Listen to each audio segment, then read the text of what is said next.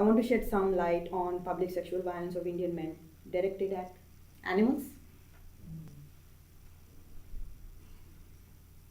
Bestiality is criminalized under Section 377 of Indian Penal Code.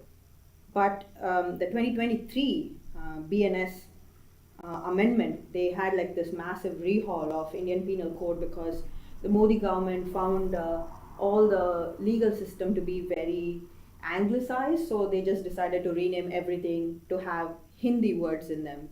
Funny story, maybe 5 or 6 states in India out of 20 something speak Hindi. The BNS, the renaming, excluded explicit protections of animals from sexual abuse. Between 2010 and 2020, at least 500,000 animals were victims of human perpetrated crimes in India, including 82 documented sexual abuse cases. The undocumented cases, of course, would be even higher.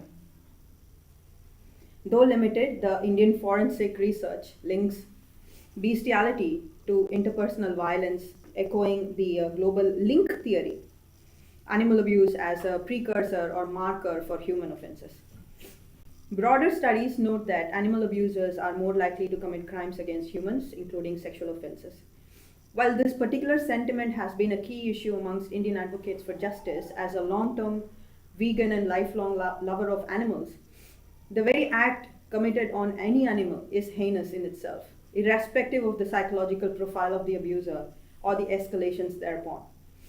I don't subscribe to the idea of any form of human superiority, and my love for animals has rendered me suicidal, knowing nothing I do will ever be enough to protect them from Indian men. Dogs, cows, pigs, even monitor lizards endure horrors. They are raped, mutilated, or killed for sport. Their pain ignored by a society often too busy killing them in other ways like commercial butchery and animal testing in labs and things like that. Each act of cruelty, whether Indian men abusing a dog or them gang raping a monitor lizard, signals a deeper moral decay. I want to tell you briefly about the Prevention of Cruelty of Animals Act 1960. Police and activists routinely register FIRs under Section 11 related provisions to the PCA Act when sexual abuse of an animal is discovered. Courts and police have used this act in recent prosecutions. PCA penalties are as low as rupees 10 or rupees 50 for first offences. PCA is therefore utterly inadequate to address the gravity of sexual abuse. There is so much more I want to say about animal cruelty, but I'm afraid I couldn't muster the courage to speak the words that are inside my head.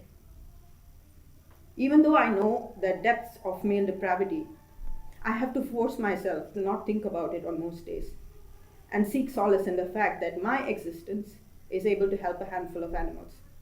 But I can tell you what an indelible wound this has left in me, a permanent gash of an open wound that refuses to heal, tormenting me every waking minute of my life. There will come a point when we'd have to measure criminality as a scale, and Indian men would be at the highest end of that stick, and we don't even know the full picture yet.